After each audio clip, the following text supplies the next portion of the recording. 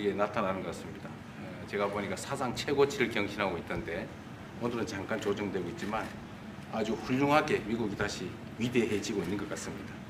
I believe that making America great again is your goal, and I believe that that is what is currently taking place in America. And I think the most symbolic thing of that is the Dow Jones Index, which reached a record high recently, although it went down a bit, but it reached a record high. And so I think that America is becoming great again. 말씀하신 조선 분야뿐만이 아니라 제조업 분야에서 르네상스가 이루어지고 있고 그 과정에서 대한민국도 함께하게 되길 기대합니다. So I believe that there is a renaissance taking place not only in the shipbuilding sector but also in the manufacturing industry, and I hope that Korea can be a part of that renaissance. 그리고 또 한 가지 제가 꼭 말씀드려야 될 것이 대통령님의 평화를 지키는 기간의 미국의 역할을 넘어서서 새롭게 평화를 만들어가는 피스메이커로서의 역할이 정말로 눈에 띄는 것 같습니다. And one thing that I wanted to say to you is that America's role not as a keeper of peace, but a maker of peace, is being more is emerging more evidently. 유럽, 아시아, 아프리카, 중동 뭐 여러 곳에서의 전쟁들이 이제는 트럼프 대통령님의 역할로 휴전하고 평화가 찾아오고 있습니다. Many wars in Europe, in Asia, in Africa, and in the Middle East are coming to peace because of the role that you are playing. 세계 지도자 중에 전 세계의 이런 평화 문제에 대통령님처럼 이렇게 관심 가지고 실제로 성과를 낸 경우는 처음으로 보이십니다. So among the many world leaders, I believe that you are the only leader who has made such accomplishments. 그리고 가급적이면 전 세계에서 유일하게 분단 국가로 남아 있는 한반도에도 평화를 좀 만들어 주셔서 김정은과도 만나시고 북한에 트럼프 월드도 하나 지어서 거기서 저도 골프도 칠 수 있게 해주시고 그래서 전 세계가 인정하는 정말 세계사적인 평화의 메이커로서의 역할을 꼭 해주시기를 기대합니다.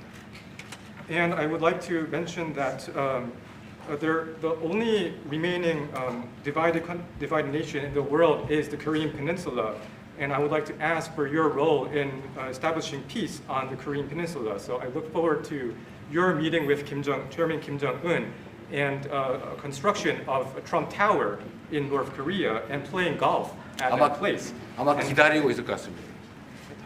네, 기다리고 있을 것 같습니다. So I believe he will be waiting for you. 그리고 마지막으로 든든한 한미 동맹을 기반으로 대한민국이 성장 발전해 왔고 앞으로도 이 한미 동맹을 군사 분야뿐만이 아니라 경제 분야 또 다른 과학 기술 분야까지 다 확장해서 미래형으로 발전시켰으면 좋겠습니다. Korea was able to attain economic growth and development through our ironclad alliance.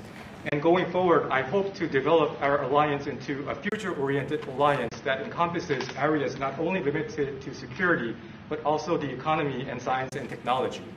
대한민국 국민들은 트럼프 대통령님에 대해서 정말로 큰 기대를 가지고 있다는 말씀을 드리면서 다시 한번 이런 시간 내주셔서 감사드립니다. The Korean people have great expectations for you, Mr. President. Thank you once again for your time. Well, thank you very much. It's an honor to be with you. I will say that Kim Jong-un and I had a very good relationship, as you remember, and still do. And when I came in, I didn't know him. We had 2 summits, but we became very friendly. Respect. It was great respect. And it was not going to be that way had Hillary Clinton won the election. It would have been a disaster. But we think we can do something in that regard with respect to North and South, and I think you are much more prone to doing that than other leaders that I've been working with from South Korea. And we'll work on that. I think it's very good to work on that. If you remember, you were doing the Olympics, and there was a great time of hostility with North Korea, and you weren't selling tickets because nobody wanted to be blown up in the stadium during the opening ceremonies, right? And you were not selling tickets. And I was also at my formative stage with North Korea and Kim Jong-un, and we were a little bit going at it about Rocket Man, Little Rocket Man, everything back and forth, and it was really nasty. And then I got a call one day, and they wanted to get together. They wanted to talk, and we started talking. And then he said, really brilliantly, he said, you know, the Olympics is going to be opening very soon, and we'd like to be a part of it. They actually put teams in it. You got along great. And by the way, immediately upon that phone call, you started selling tickets, and it turned out to be a tremendous success. So it went from being empty stadiums because people were afraid to go, because it was a target potentially, to a great success. And I was very proud of that. You had one of the most successful Olympics, and now we have the Olympics coming to the U.S., so we're very happy about that. But that was a great honor to get involved and make the Olympics so successful. 네, 대단히 감사합니다. 다시 한번 모시게 돼서 영광이라고 말씀드리겠습니다. 제가 김정은 위원장과 굉장히 좋은 관계를 가지고 있습니다. 그리고 현재도 매우 좋은 관계가 있습니다. 내가 처음에 취임하고 난 다음에 두 번의 정상회담을 김정은 위원장과 함께 했고 상당히 친해졌고 또 더 중요한 것은 둘 다 존경심을 서로에게 가지고 있다는 것입니다. 만일 힐러리 클린턴이 대통령으로 당선했다면 절대 그러한 상황까지 이르지 않았을 것입니다. 제가 보기에는 이재명 대통령께서 한국의 어느 지도자보다도 북한에 좀 더 문제를 해결하고자 하는 의지가 있는 그러한 대통령이라고 생각합니다. 그래서 어쩌면 우리가 함께 노력한다면 어느 정도 진전이 있을 수도 있겠습니다. 사실 그 한국에서 올림픽이 열렸을 때 북한 때문에 많은 사람들이 올림픽 표를 사지 않는 그런 현상이 생겨났었습니다. 그런데 김정은 위원장이 그때 사실은 김정은 위원장과 초기에는 제가 별로 사이가 좋았던 것은 아닙니다. 서로 락켓맨이라고 부르면서 주고받는 그러한 해프닝도 있었습니다. 그런데 어느 날 통화를 시작하게 되었고 통화를 하면서 그가 얘기를 했습니다. 한국에서 올림픽이 곧 열리는데 우리 북한도 참가하겠다. 그렇게 얘기를 했습니다. 그리고 그 통화 직후에 올림픽표가 많이 팔리기 시작했습니다. 그리고 한국의 올림픽은 올림픽 역사상 가장 성공적인 올림픽으로 지금 기록되고 있습니다. 또 우리 미국도 곧 올림픽을 주최할 예정입니다. 그래서 우리도 미국에서 성공적인 그런 올림픽을 주최할 계획을 가지고 있습니다. 김정은 위원장 말씀을 하셔서 그런데 사실 대통령님 덕분에 이 북한하고 이 한반도 관계가 매우 안정적이었습니다. 그런데 사실 그 이후 대통령께서 미국 정치에서 잠깐 물러서 있는 그 사이에 사실은 북한의 미사일도 많이 개발됐고 핵폭탄도 많이 늘어났고 진척된 것도 없이 한반도 상황은 정말로 많이 나빠졌죠. Mr. President, you mentioned about Chairman Kim, and thanks to your efforts when you were in office during your first term, the situation on the Korean Peninsula was stable. But during the hiatus where you were out of office, North Korea developed further its nuclear and missile capabilities, and that led to a deterioration on the situation of the Korean Peninsula. And they wouldn't have done that. They would not have done that if I were president. That 내가 was not going to 만약에 happen. 대통령이 당선되었다면 그런 일이 일어나지 않았을 것입니다. 전적으로 공감합니다. I completely agree with you. 그래서 지금 얼마 전에 김여정이 미국과 저를 비난하는 발언을 할 때도 대통령과 김정은 위원장의 특별한 관계에 대해서는 의심하지 않는다 이런 표현을 했습니다. 기다리고 있다는 뜻으로 보여졌습니다.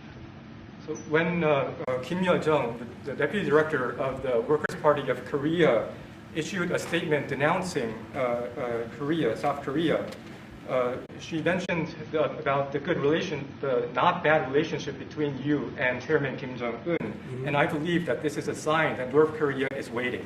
한반도의 평화의 새 길을 꼭 열어주시기 바랍니다. So I hope that you will usher in a new era of peace on the Korean Peninsula.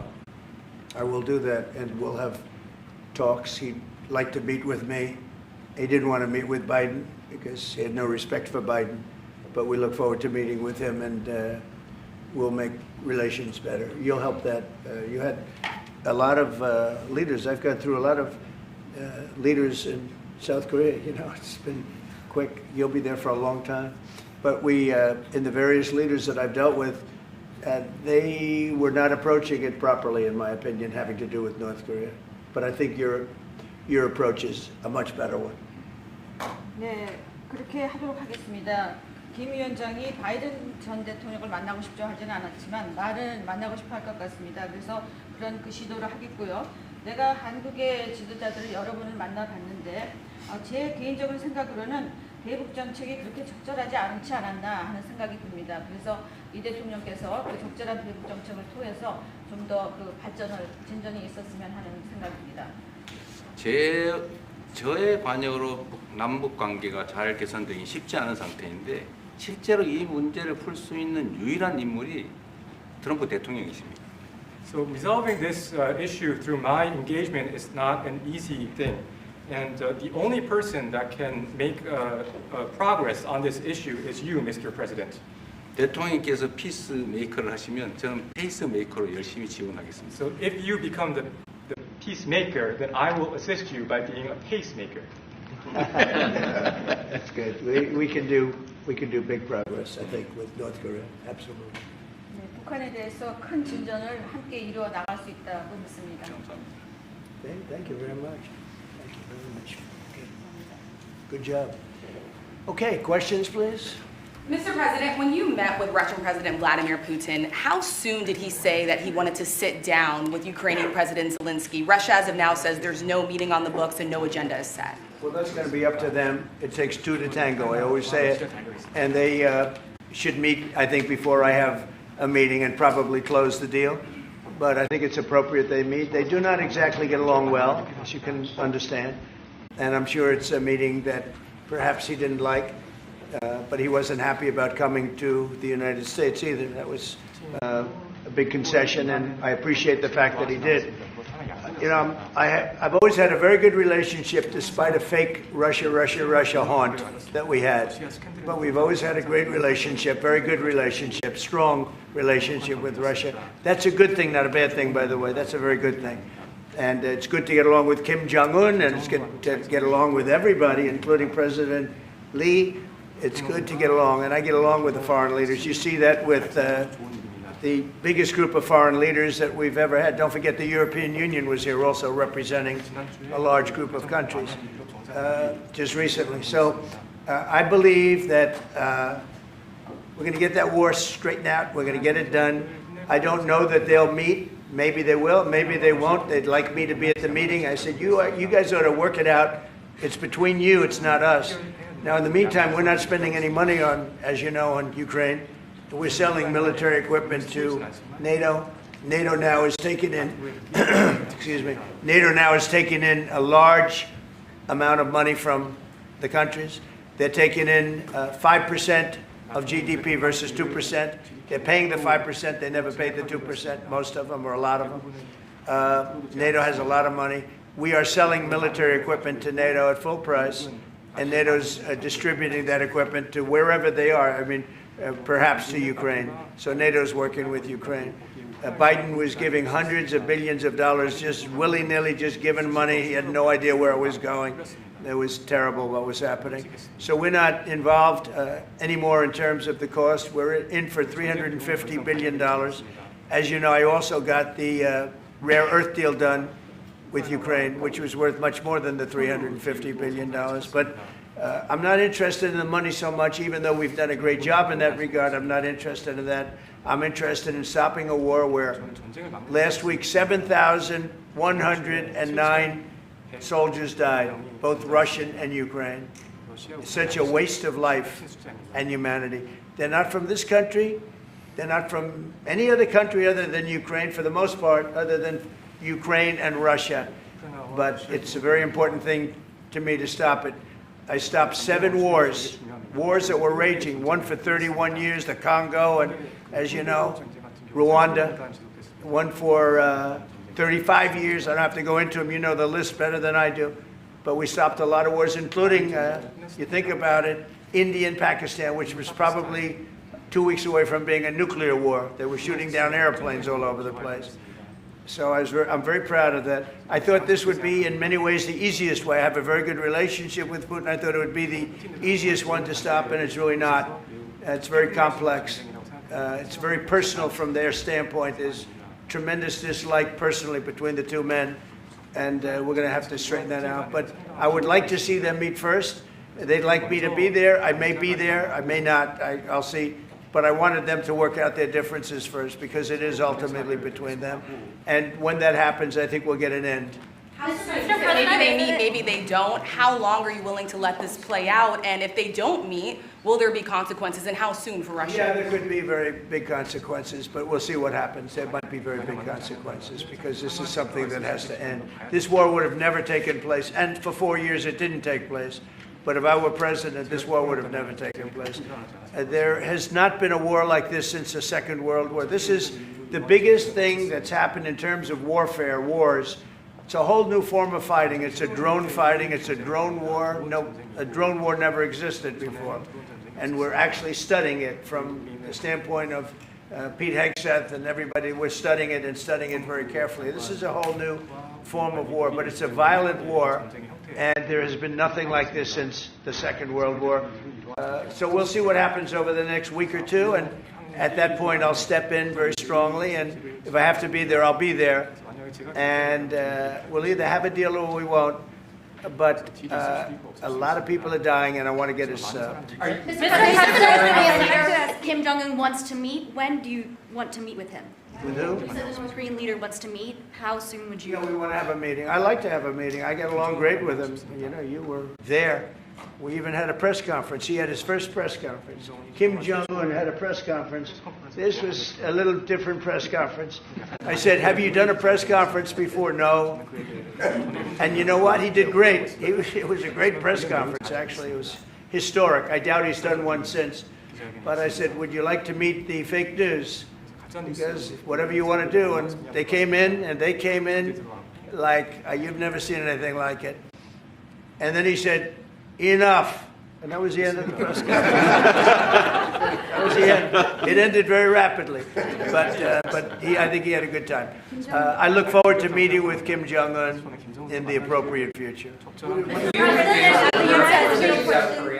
Would you reduce the number of forces in South Korea so that the United States could have more flexibility in the region?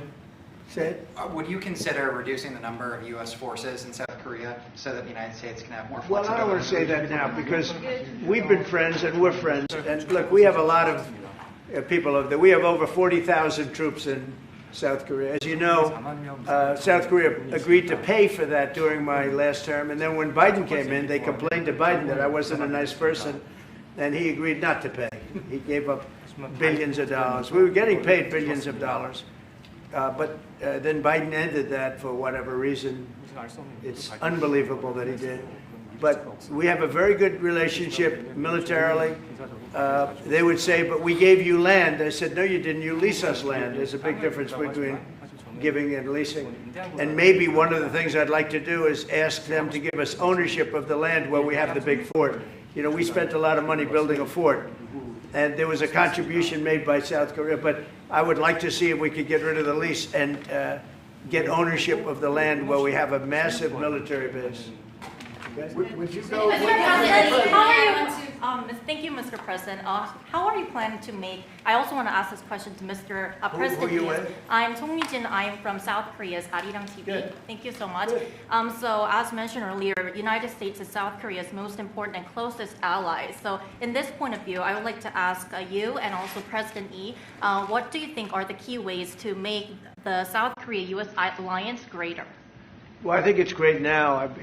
I feel very warmly toward South Korea. I will tell you that I have a lot of people in business that I deal with that are from South Korea. They love Trump because they feel I've saved. I think you would have had a nuclear war if I weren't. I think you would have had a nuclear war, North Korea and South Korea. I think it would have been a disaster. You're only 60 miles away from Seoul. They don't even need nuclear. They have their cannons, you know, howitzers, and they have them buried in the mountain. You know what I'm talking about. And I think you would have had, if I didn't win that election, if Hillary Clinton, crooked Hillary, won that election, I think you would have had a nuclear war. It would have taken place, and it would have been horrendous for everybody, including them. It would have been very bad for them because we would have had to enter the picture, and we are the most powerful nuclear country in the world by far. Russia's second, China's third. China's going to catch eventually, 5 or 6 years. They're working to catch. One of the things we're trying to do with Russia and with China is denuclearization. And it's very important. One of the things I discussed with President Putin the other day, it wasn't just that, it was also other things. And I think the denuclearization is a it's a big aim, but Russia's willing to do it, and I think China's going to be willing to do it too. We can't let nuclear weapons proliferate. We have to stop nuclear weapons. The power is too great. Okay? Thank you. Mr. President, I'd like to ask you further question about South Korea and U.S. alliance. I'm Anna from the Korea Times, and I'd like to ask you about the trade deal that's on the table. You mentioned about the shipbuilding industry, and President Lee mentioned about the manufacturing industry, and what other areas or sectors that you intend to focus on this trade deal, because Korea is bringing in many investments and create jobs as well. So I'd like to know the opinions of both, how to get a beneficial outcomes for both countries through this deal. Well, we're going to get along great because we really sort of need each other. We love what they do. We love their product. We love their ships. We love a lot of the things that they make. And they love what we have. We're dealing with them on Alaska having to do with the oil. You need oil and we have it. So we have a big advantage in that way. We have more oil and gas and coal and energy than any other country in the world by far. No, for whatever reason, God was very good to us. He gave us the greatest. We didn't use it. We started to use wind. Wind doesn't work. They started to use solar panels that took over the land all over the Midwest, where the farmers said, what happened to my land? They'd have a 10-mile by 10-mile solar field that they couldn't farm, the most valuable farming land in the world, probably the most vibrant in the world. And they put solar plants all over the place. It's ridiculous. Big, massive black fields of solar that all comes out of China, or plastic, all comes out of China. But we have the greatest amount of energy in the world, and we're dealing with South Korea, as you know, in Alaska, and we're going to be making a deal, a joint venture with South Korea. Japan is involved also, very strongly involved. So we have Japan and South Korea, and we're actually the closest. You know, it seems like quite far away, Alaska, but actually it's right up the little ocean, right up the little Pacific Ocean. It's actually pretty close, relatively speaking. But we have more oil and gas and coal than any other nation in the world by far, and we're going to use it. And that's the thing that South Korea, I think, most wants from us, I would think. Mr. President, would you go back to the DMZ to meet with the North Korean leader? Say it. Would you go back to the DMZ to meet with the North Korean leader? I loved it. Remember when I walked across the line and everyone went crazy? Especially Secret Service, I would say they were going crazy. And I looked into those windows, you know, the windows, the glass, that you could only see if you looked direct, because there was all sorts of stuff. But I looked in and I saw more rifles pointing at me than you could. There were a lot of rifles in that building. The Secret Service was not happy. You know the buildings I'm talking about? The two blue buildings on each side. And I walked up the middle and I looked in the window and I saw more guns in that room than I've ever seen in my life. I looked at the other side and it was the same thing. And yet I felt safe. I felt safe because I have a great relationship with Kim Jong-un. I hope it stays that way. I think it will. I have a very good relationship. I understand him. I spent a lot of free time with him, talking about things that we probably aren't supposed to talk about. And, you know, I get along with him really well. I think he has a country of great potential, tremendous potential. Is it possible you meet him this year or maybe next year? Well, I'm meeting a lot of people. I mean, it's hard to say that, but I'd like to meet him this year. President Xi would like me to come to China. It's a very important relationship. As you know, we're taking a lot of money in from China because of the tariffs and the different things. And it's a very important relationship. We're going to get along good with China. I hear so many stories about we're not going to allow their students. We're going to allow their students to come in. We're going to allow, it's very important, 600,000 students. It's very important. But we're going to get along with China. But it's a different relationship that we have now with China. It's a much better relationship economically than it was before. With Biden, boy, what he allowed that, I mean, they just took him to the cleaners. You know the expression? They took him to the cleaners. I'm sure they have an equal expression in South Korea, but they took that guy out for a ride like nobody's ever been ridden before. Terrible. But we have a very strong relationship, Howard, I would say, economically with China now, getting much better. They have to give us magnets. If they don't give us magnets, then we have to charge them 200% tariff or something, you know. But we're not going to have a problem, I don't think, with that. I think that's perhaps behind us. You know, China intelligently went and they sort of took a monopoly of the world's magnets. And nobody needed magnets until they convinced everybody 20 years ago, let's all do magnets. There were many other ways that the world could have gone. But so it'll take us probably a year to have them. We're heavy into the world of magnets now, only from a national security standpoint. But we have a powerful thing. It's airplane parts. They have many Boeing jets. You know, they had 200 jets that didn't fly. And I've sent them all, based on his word, I sent them all of the parts so their planes can fly. I could have held them back. I didn't do that because of the relationship I have. And their planes are now flying. You know, we had 200 of their planes were unable to fly because we were not giving them Boeing parts purposely, because they weren't giving us magnets. Therefore, we weren't giving them. But we have a much more powerful thing, that's tariffs. If we wanted to put 100%, 200% tariffs on, we wouldn't do any business with China. And, you know, it would be okay, too, if we had to. But the magnet situation, we have tremendous power over them, and they have some power over us with magnets. We're going to have a lot of magnets in a pretty short period of time.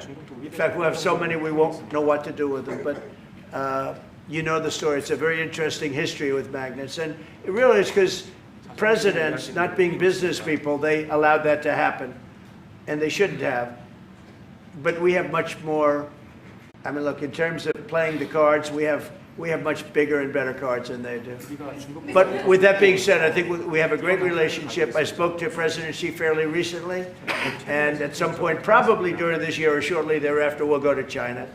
And I think we're going to see a magnificent sight. It's a great country. Mr. President, on the National You Guard. and President Lee actually are planning to go to China. You mentioned either this year or next year. Could you please share more details about your plans going to China? And also President Lee, I think. Well, maybe we'll go together. Do you want to go together? We can share a plane. We'll save energy. We'll save a little, you know, the ozone layer. Remember President Obama used to talk about the ozone layer, and then he'd fly to Hawaii to play around the Gulf in a 747. Mr. President, on the To accept national. the invitation, Mr. 중국에서 만약 Well, we sort of meant jokingly, but if you want, you can go. 대통령하고 같이 가면 좋겠습니다. I would like to go together with President. Do I accept? Does he accept? If you want to go, I'm going to get special permission. I'm sure you can go. But we're going to have a great relationship with China. I mean, it's happening. You see it. It's happening. They have some cards. We have incredible cards, but I don't want to play those cards. If I played those cards, that would destroy China. I'm not going to play those cards. Mr. President, on the National Guard, you've talked a lot about Democratic-run cities and states. Would you also consider sending the National Guard into red states and red cities that are also seeing high crime? Sure, but there aren't that many of them. If you look at the top 25 cities for crime, just about every one of those cities is run by Democrats.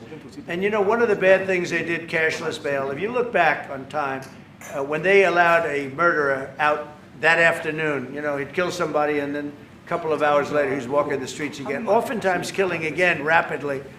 Cashless bail is a disaster. You saw we had a news conference today on that. We're wiping it out in D.C., immediately wiping it out.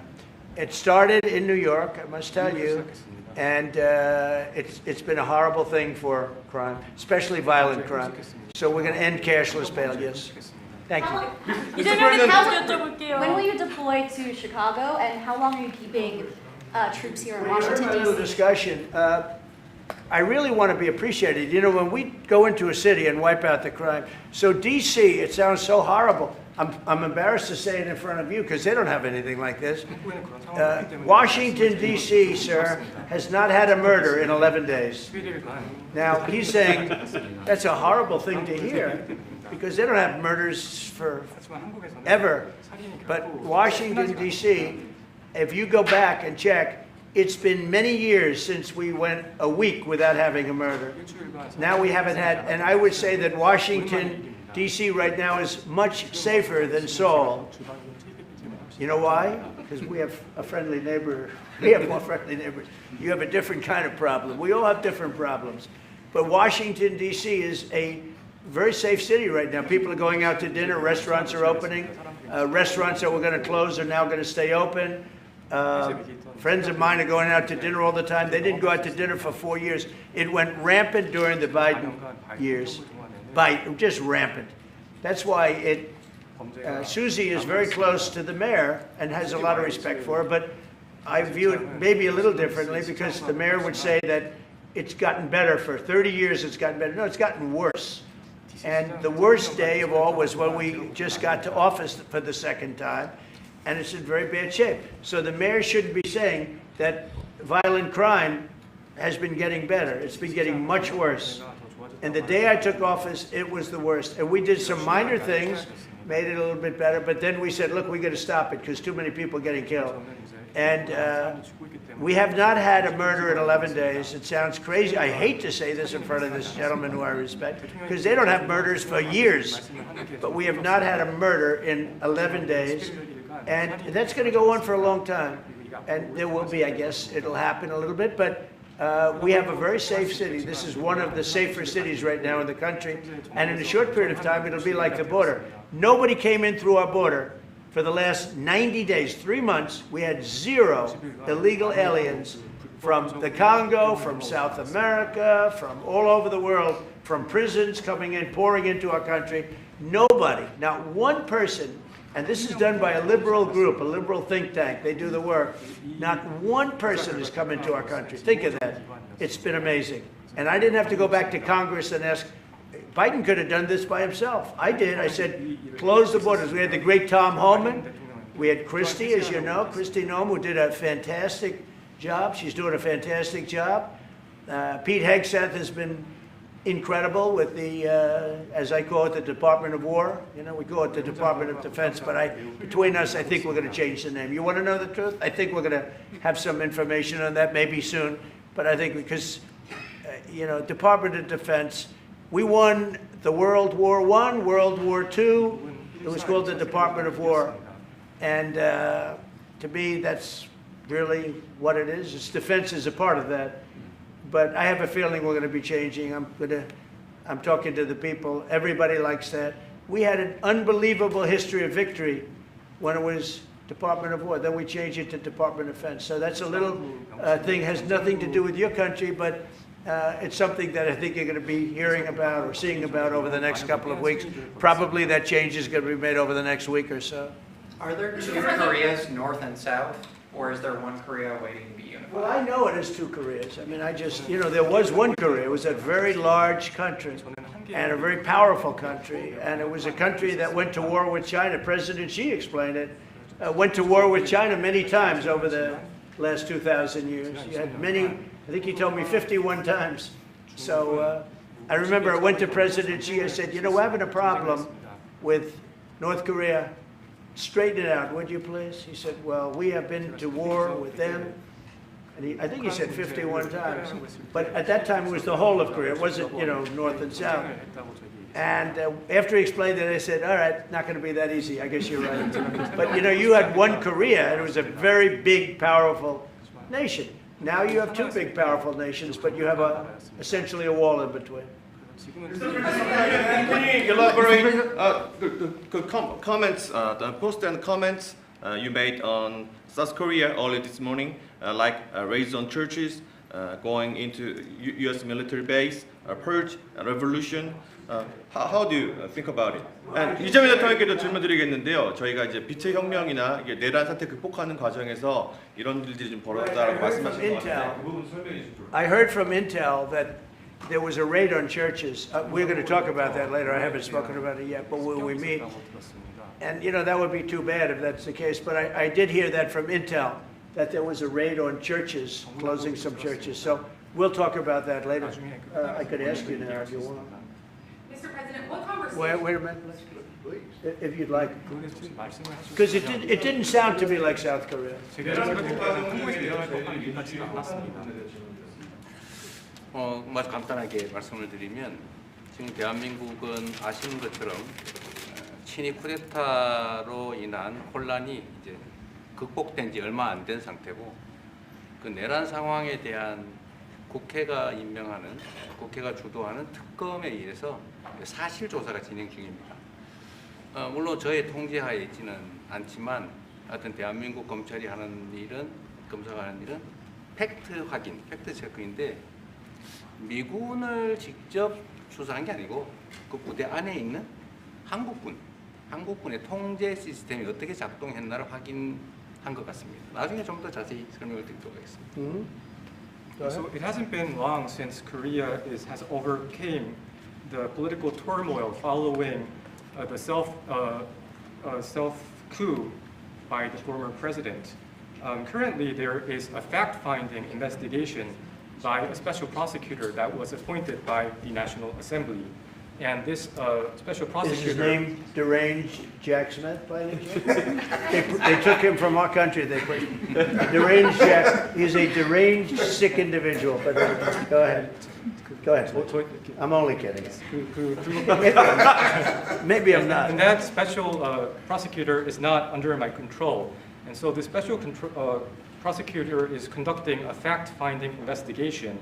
And I would like to explain about what you said about U.S. bases. Yeah. They did not conduct a search and seizure of American bases, but they looked into the chain of command and the control system of the Korean military.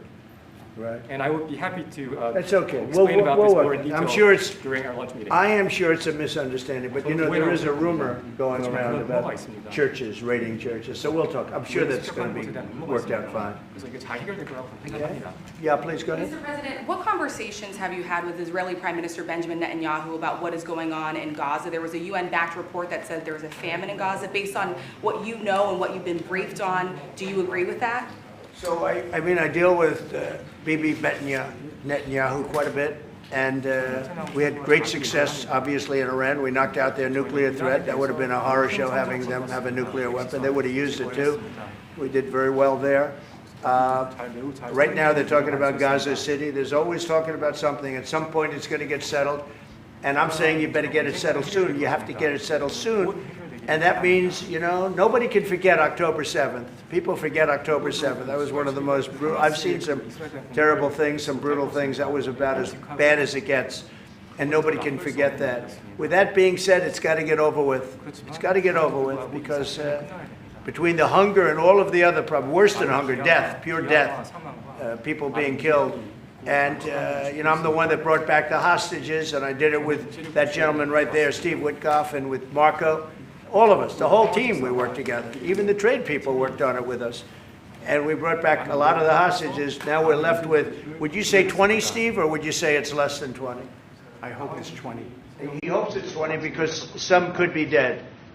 That's what he means, I assume. So we have 20, but there's rumors that some could be dead. It's a terrible situation over there, terrible, terrible situation. But it's coming to a head, it's coming to an end. We are sending, you know, we sent $60 million of food over there just recently.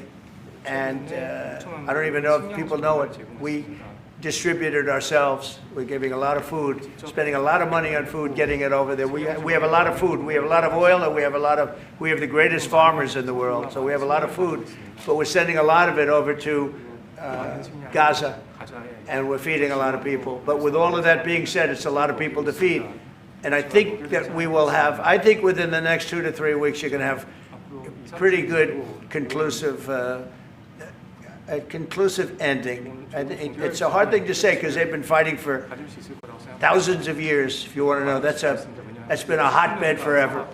But I think we're doing a very good job. But it does have to end. But people can't forget October 7th either. Do you plan to attend APEC summit to be held in Korea? Summit in South Korea? Yes, South Yeah, I'd Korea love in to. November. I'd love to. Last time I spoke in front of your parliament, and I love doing that. Beautiful respect they had for our country, and a beautiful room. I remember how beautiful it was, and I enjoyed doing it. No, I could see going. I think I'm going for a trade meeting to South Korea pretty soon. You're hosting a trade meeting. So I can sneak away from that trade meeting and we'll go and do something for the president if he'd like me to do that, okay? But so we'll be going there fairly soon. 그래서 가까운 시일 You 내에 know 방문할 about 것입니다. If you attend, then it's good chance to meet up Kim Jong-un again or maybe Xi Jinping. Then how do you think of it? You mean set them up together? Yes. That'd be interesting. We'll arrange a meeting between you and Kim Jong-un. Would you like that? That's a very tough question right now. I don't know where that question is leading.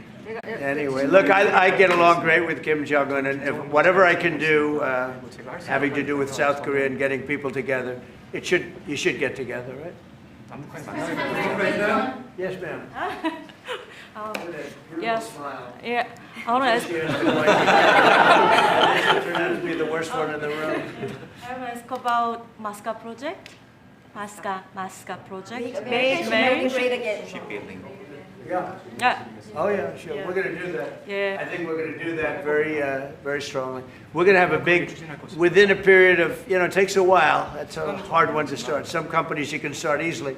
Shipbuilding's a tough one to start, but we'll be doing that. Now, with that being said, we make the best submarines anywhere in the world. We make submarines, and we're 25 years ahead of anybody else in submarines. So we do that, we do that. But we really gave up the shipbuilding industry foolishly many years ago. But we're gonna start it up again. We're gonna be making our own ships again soon. Okay, how about one or two more? Have you been briefed on the search of John Bolton's home and office from Friday? Have you been briefed I on have that? not been briefed. No, I read it just like you did. I was never a fan of his. I thought he was stupid. I thought he was, a guy that only wanted to go into war. He liked killing people. I thought he was essentially a bad guy, but I'm not involved in that. No, you'd have to ask Pam Bondi about that. Are more raids coming, sir? Are more raids like that coming, sir? Are more raids like the one on John Bolton's house coming? More raids? I don't know. You'd have to ask the Department of Justice. They raided my house, I can tell you that. They did a big raid on my house. They took away everything that wasn't pinned down, and they took away some of that too. No, they raided Mar-a-Lago. They started that. These were bad people that we had in our government before. They raided Mar-a-Lago. They went into my wife's area. They went into my son's area, my young son. And what they did was a disgrace. But how did it work out? I see. We're in the overall. Oh, I guess it didn't work out too well for them, did it? They are bad people. They're sick. They're sick people. And they came in with their guns into Mar-a-Lago, and like 98 people. I wasn't there. Fortunately, I wasn't there. But they are very evil, very sick people, that group. And if they would have won the election, this country wouldn't exist as we know it. This country would have been a failed country. And now it's the hottest country anywhere in the world by far. We are the hottest country in the world by far. Okay, another question. One more on Gaza. Yes, sir, go ahead. Yeah. President Lee met with the Japanese Prime Minister before this summit. That's good. So is there something to discuss regarding the cooperation among the South Korea, US, and Japan? I think so. Look, Japan is a great ally of us, and I had a little bit of a hard time getting you two together because you're still thinking about comfort women, right? Comfort women. That's all they wanted to talk about was comfort women. And I thought that was settled a few times over the decades. But there is an overlapping problem with that. Perhaps I'm wrong in saying it. Perhaps this isn't right, but the whole issue of the women, comfort women, very specifically, we talked, and that was a very big problem for Korea, not for Japan. Japan wanted to go. They want to get on, but Korea was very stuck on that. You understand? So I don't know. Perhaps you'd like to answer. It's a good question. It was hard getting Japan and Korea together because of what took place a long time ago. But Japan wants to do it, I can say. Korea is a little bit more tenuous, please. 지금 질문은 그 3자 협력에 대해서. 우리 한미일 협력은 매우 중요한 과제고 또 한미 관계의 발전을 위해서도 한일 관계가 어느 정도 수습이 돼야 됩니다. Trilateral cooperation among Korea, the U.S., and Japan is very important. And better Korea-Japan relations is also important for the Korea-U.S. relationship as well. 그래서 대통령께서 한미일 협력을 매우 중시하고 계시기 때문에 제가 대통령을 뵙기 전에 미리 일본과 만나서 대통령께서 걱정하실 문제를 다 미리 정리했다 이렇게 생각해 주시면 좋겠습니다. Because I know that President Trump, that you put emphasis on trilateral cooperation, Right. I made a visit to Japan before coming to the U.S. to settle the difficult issues that we have. Well, Japan wants to get along very well with you. And I find them to be great people, great country, obviously. And they want very much to get along with South Korea. And you have something in common, you know, you want to solve the North Korea problem. But Japan very much wants to get along with you, and I'm sure they will. I find the people that I deal with to be wonderful people, as I do with you. 이번에 일본에 가서 이시바 총리를 만났을 때 그 전에 우리가 가지고 있던 여러 장애 요소들이 많이 제거됐다는 생각이 듭니다. So when I visited Japan and met with Prime Minister Ishiba, I realized that many of the obstacles that existed between our two countries have now been removed. True. During my term, we removed them during my term. There was an overlay a little bit, but we removed many of those obstacles during my term. And you know, if you look at Prime Minister Abe, who was a great man, he was a great friend of mine, and he was assassinated. But he felt very warmly toward your country, I can tell you that. And the current Prime Minister, who I've gotten to know very well, feels the same way. So I think you're going to have a great relationship with Japan. Steve, go ahead. Just to close the loop on Gaza, is there a diplomatic push underway to try to get all this to end? Oh, there's a diplomatic push. No, is there? There has been, yeah, sure. Right now, Steve, I would say very serious diplomatic push. Marco or Steve? Marco, do you want to answer that first? Yeah, it's never stopped. We've always looked to find a solution there. Ultimately, as the President said, we want it to end. It has to end with no Hamas. Thank you, sir. Steve, where are we? I would say that we wouldn't be anywhere but for the President's truth last week, which was a statement to Hamas that they better get their act together and get to the peace table. But for that, it would have been all stalled. So, as usual, he is the man who moves it. Thank you, sir. Thank you. Thank you very much, everybody. Thank you, President.